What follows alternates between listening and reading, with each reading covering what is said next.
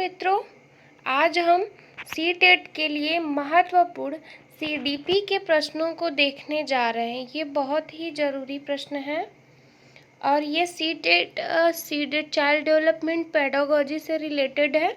ये आप लोगों के पेपर में बहुत हेल्पफुल रहेंगे। तो इसमें पहला प्रश्न है, परियोजना विधि के जन्मदाता हैं Armstrong, Simpson, Kilpatrick, BF. Bloom. परियोजना विधि प्रोजेक्ट मेथड के जन्मदाता हैं किलपैट्रिक महोदय।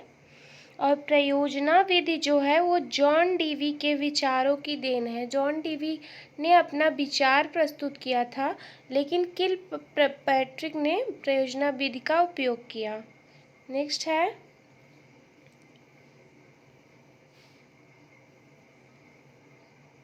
यह आप लोगों को दिख रहा होगा, बालकों के साथ की गई क्रियाएं प्रभावी होंगी यदि अध्यापिका नहीं जानती कि वह इसे क्यों कर रही है। अध्यापिका अपनी पाठ योजना को पूर्ण करने के लिए उन्हें संचालित करती है।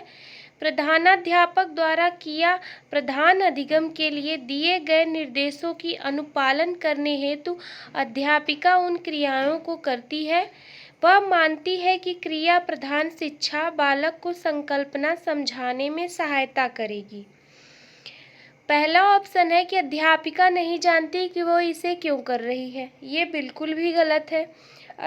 अध्यापिका अपनी पाठ योजना को संचालित पूर्ण करने के लिए उन्हें कर रही है, तो ये भी गलत बात है।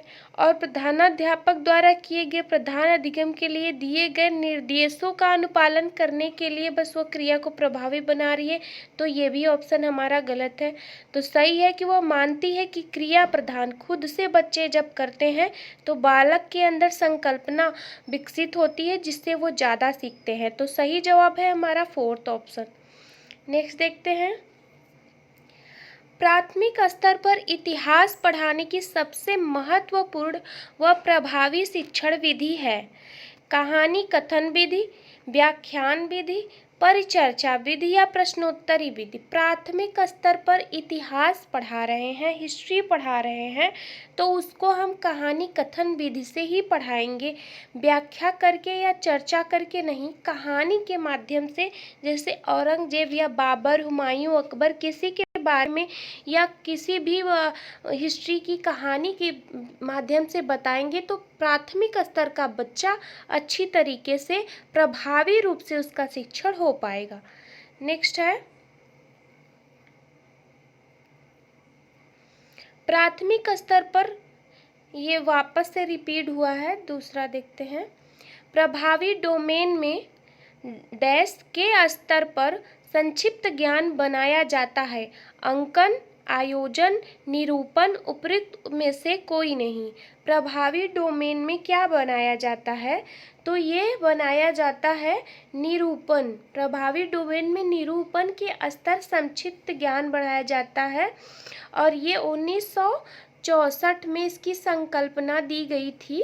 और इसमें आग्रहण, अनुक्रिया करना, अनुमूल्यन, प्रत्ययीकरण, व्यवस्थापन या जुड़ाव या चरित्र निर्माण का निरूपण किया जाता है। नेक्स्ट है,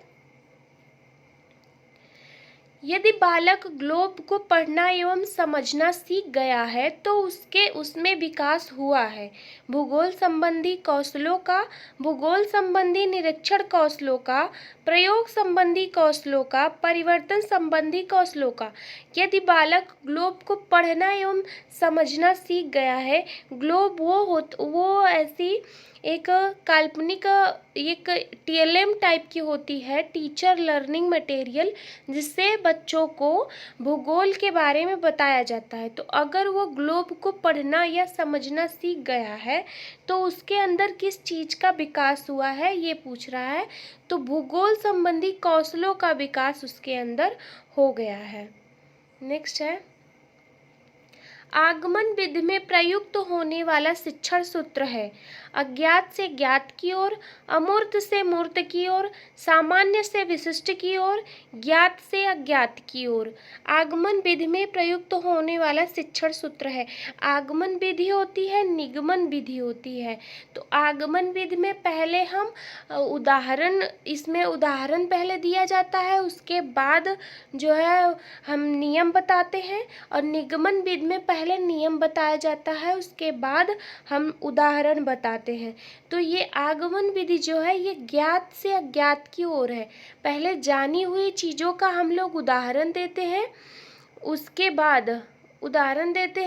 बाद नियम बताते हैं। तो इसीलिए ये ज्ञात से अज्ञात की ओर है। नेक्स्ट है, ह्यूरिस्टिक विधि के जनक कौन है? ह्यूरिस्टिक विधि के जनक आर्मस्ट्रॉन्ग, किलपैट्रिक, यूरल, फ्रोबेल। ह्यूरिस्टिक विधि को ही हम लोग खोज विधि कहते हैं, इसी को हम लोग खोज विधि के नाम से जानते हैं। ये है आर्मस्ट्रॉन्ग के द्वारा, ह्यूरिस्टिक विधि के जन्मदाता आर्मस्ट्रॉन्ग है। नेक्स्ट है, प्राथमिक स्तर पर अंकगणित पढ़ाने की सबसे उपयुक्त शिक्षण विधि है खेल विधि, समीकरण विधि, प्रदर्शन विधि, संश्लेषण विधि। क्या है? प्राथमिक स्तर पर अंकगणित, आप गणित पढ़ा रहे हैं, प्राथमिक स्तर पर अंकों के बारे में उन्हें बता रहे हैं, तो आप उनको खेल विधि द्वारा बताएंगे तो बच्चा अच्छे से समझेगा। नेक्स्ट है, बालक की गणित में कमजोरी वाले क्षेत्र का पता लगाने वाली विधि कहलाती है लिखित कार्य, मौखिक कार्य, उपचारात्मक कार्य या निदानात्मक कार्य। बालक की गणित में कमजोरी वाले क्षेत्र को पता लगाने वाली विधि क्या कहलाती है? बच्चा किसी पार्ट में अगर कमजोर है तो उस विधि को हम निदानात्मक कार्य द्वारा पता कर सकते हैं कि बच्चे में क्या कमी है। निदानात्मक कार्य द्वारा पता करके उसके बाद उसका उपचार किया जाता है, उसको उपचारात्मक कार्य बोलते हैं। नेक्स्ट है, गणित में गणना संबंधी कौशलों को बढ़ाया जा सकता है। ऑप्शन है, केवल संकल्पनात्मक ज्ञान देकर, केवल एल्गोरिथम का वर्णन करके, कक्षा में क्रियाशील गतिविधियों का आयोजन करके, संकल्पनाओं और प्रक्रियाओं को स्पष्ट करने के बाद अधिक से अधिक अभ्यास करके। गणित में गणना संबंधी कौशल को कैसे बढ़ाया जा सकता है, गणना संबंधी ज्ञान को कैसे बढ़ाया जाता है, ये प्रश्न है।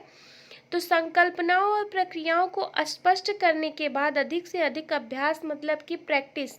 अगर आप जब भी मैथ के क्वेश्चन को सॉल्व करने लग जाते हैं तो आप उन्हें छोड़ देते हैं, उन्हें छोड़ना नहीं है, उन्हें क्रियाशील रखना है, उनको करते रहना है और जितनी ज़्यादा आप अभ्यास करेंगे उसमें निपुण होते जाएंगे। नेक्स्ट है, निम्नलिखित में से कौन सा जोड़ा सुमेलित नहीं है?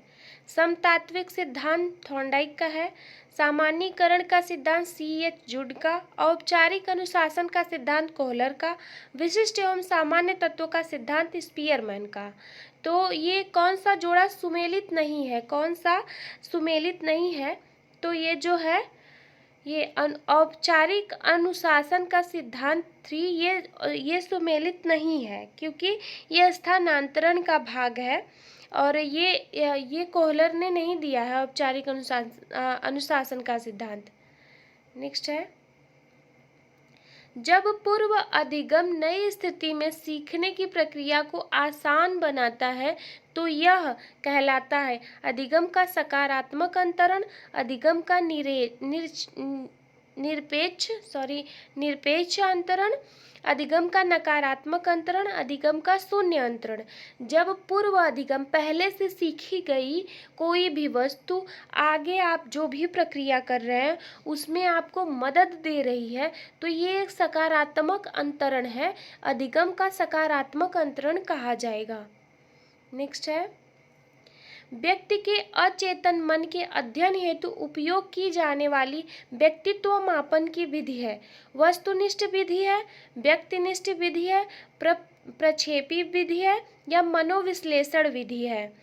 तो व्यक्ति के अचेतन मन, उसके सब कॉन्शियस माइंड में जो अध्ययन चल रहा है वो किस विधि द्वारा वो मापी जाती है, ये पूछ रहा है। तो ऑप्शन है प्रक्षेपी विधि द्वारा इसे पूछा जाता है। यह एक ऐसी विधि है जिससे जो अचेतन मन में जो बात छुपी रहती है, जो उनकी इच्छाएं दमित हो गई रहती हैं, उनका पता लगाने के लिए प्रक्षेपी विधि का प्रयोग किया जाता है। नेक्स्ट है, पियाजे के अनुसार संज्ञानात्मक विकास के किस चरण पर बालक वस्तु निष्पादन को प्रदर्शित करता है? औपचारिक सक्रियात्मक चरण, संवेद परक चरण, पूर्व सक्रियात्मक चरण या मूर्त सक्रियात्मक चरण। पियाजे ने 4 स्टेज बताई है, उनमें से व्यक्ति वस्तु स्थायित्व उनके अंदर किस एज में आ जाता है ये पूछ रहा है। तो ये है मूर्त सक्रियात्मक चरण में, वो मूर्त सक्रियात्मक चरण में वस्तु निष्पादन उसके अंदर आ जाता है। नेक्स्ट है, निम्नलिखित में से कौन सा अधिगम का साहचर्यवाद का सिद्धांत नहीं है? नहीं पर आप जरूर अंडरलाइन कर लेंगे, क्योंकि अगर आपने सीटेट के प्रश्नों को रिपीट एंड रिपीट पढ़ना शुरू कर दिया तो आपको उत्तर खुद निकलने लगेगा, क्योंकि ये समझ पे बेस्ड होता है।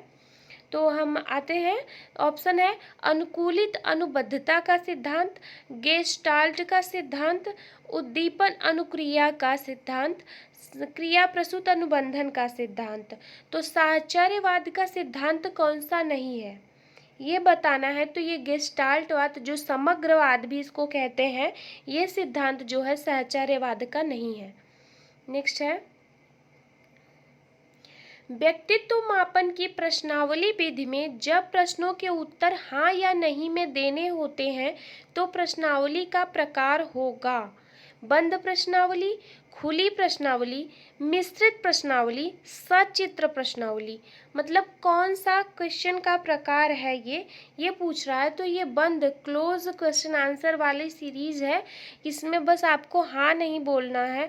अगर खुली होती तो उसमें आपको क्रिया प्रतिक्रिया करके दिखाना होता कि ये कैसे हुआ, लेकिन आपको बस हाँ या ना में जवाब देना है। तो ये बंद प्रश्नावली है। नेक्स्ट है,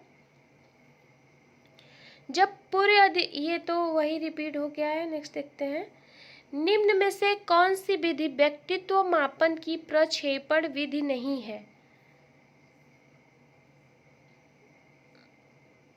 नहीं, ये प्रश्न अलग है। देखिए, जब पूर्व का अधिगम नई स्थितियों में सीखने में बाधा उत्पन्न करता है, उसमें क्या था कि मदद कर रहा था और इसमें बाधा उत्पन्न कर रहा है, तो उसे क्या कहेंगे? अधिगम का सकारात्मक स्थानांतरण, अधिगम का नकारात्मक स्थानांतरण, अधिगम का शून्य स्थानांतरण या अधिगम का क्षैतिज स्थानांतरण। तो इसका क्या सही जवाब क्या है? अधिगम का नकारात्मक स्थानांतरण। जब वो बाधा उत्पन्न कर रहा है तो ये अधिगम का नकारात्मक है। जैसे आप मोटरसाइकिल चला रहे हैं और मोटरसाइकिल चलाना आपने सीख लिया, ठीक है। उसके बाद आप कहीं पे चाय बनाने गए, खाना बनाने गए, तो आपको मोटरसाइकिल चलाते समय या साइकिल चलाते समय जो गुण आपने सीखा था वो खाना बनाते या चाय बनाने में कोई वो सहायता नहीं करेगा, उससे उसका कोई फर्क नहीं पड़ेगा। इसके लिए ये नकारात्मक स्थानांतरण है।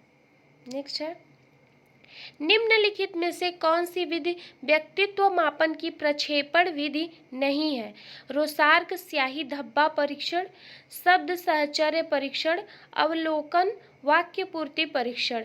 व्यक्तित्व मापन का प्रक्षेपण विधि व्यक्तित्व को नहीं मापा जाता। वो कौन सी ऐसी विधि है जो व्यक्तित्व को नहीं मापती? तो अवलोकन विधि है जो व्यक्तित्व को नहीं मापती। तो ये आप लोग देख लीजिए, क्योंकि प्रश्न ऐसे पूछेगा कि रोसार्क स्याही धब्बा परीक्षण किसके मापन के लिए है? व्यक्तित्व के लिए, बुद्धि के लिए, बुद्धिलब्धि के लिए। तो आप लोग याद रखिए कि ये तीनों जो है ये व्यक्तित्व मापन के लिए उपयोग होती है। रोसार्क स्याही धब्बा परीक्षण, शब्द साहचर्य परीक्षण, वाक्य पूर्ति परीक्षण, इससे व्यक्तित्व का टेस्ट होता है। बार बार मैं कह रही हूँ ये प्रश्न जरूर आते हैं। नेक्स्ट है, पियाजे के अधिगम के संज्ञानात्मक सिद्धांत के अनुसार वह प्रक्रिया जिसके द्वारा संज्ञानात्मक संरचना को संशोधित किया जाता है कहलाती है समायोजन, समावेशन, स्कीमा, प्रत्यक्षण। मतलब कि पियाजे ने बताया था कि हम अपने पूर्व ज्ञान में कुछ नया ऐड करके उसको अपने तरीके से उसको अपनी ज्ञान का निर्माण करते हैं, वही उसका समायोजन कहलाता है। और समावेशन वो होता है कि पुराना जो ज्ञान है हमारे पास उसको एज इट इज़ मतलब उसमें ही कर लेना, मतलब कोई परिवर्तन न करना और जो है जिसका जैसे कि तैसा उसको स्वीकार कर लेना, ये समावेशन है। और इसमें जो है संशोधित करके इसको अपनाते हैं, तो इसके लिए ये समायोजन कहा जाता है। और स्कीमा ये होता है कि जो स्कीमा का बहुत ही उपयोग होता है, सीटेट में बार बार पूछता है। स्कीमा हमारे दिमाग में ऐसी धारणा कोई बन जाती है, हमारे स्कीमा में ये बन जाता है कि ये ऐसा है ही, मतलब कोई भी चीज़ को लेकर आपके दिमाग में ऐसी बात, जैसे वो कहते हैं ना दिमाग में बात बैठ जाती है, तो स्कीमा वही है, हमारी धारणा बन जाती है, फिर वो चेंज नहीं होती। हमारे अंदर स्कीमा में जो बना है बना का बना रहता है, और उसमें जो है अगर कोई भी बात कोई बताया तो उसको एज इट इज़ अपनी स्कीमा में वापस से ले लेना, उसको समावेशन कहेंगे। और अगर हम अपनी स्कीमा में कुछ परिवर्तन करके नई स्कीमा बनाते हैं तो उसे समायोजन कहेंगे। ये तीनों वर्ड में से कोई एक जरूर पूछेगा, आप लोग देखिएगा जरूर। नेक्स्ट है बंडूरा के सामाजिक अधिगम के चरणों का सही क्रम क्या है। बंडूरा ने बताया था कि सामाजिक चरणों में किस प्रकार से होता है, अवलोकनात्मक, अवधानात्मक, धारणात्मक एवं अभिप्रेरणात्मक। फिर से अवलोकनात्मक, अवधानात्मक, इनका सीक्वेंस बताना है कि सीक्वेंस में से कौन सा सही है। तो ये पहला सही है, अवलोकनात्मक, अवधानात्मक, धारणात्मक एवं अभिप्रेरणात्मक। नेक्स्ट है, हमारे प्रश्न ख़त्म हो गए। वैसे वीडियो बहुत बड़ी बन गई है और आप लोग देखिएगा। धन्यवाद।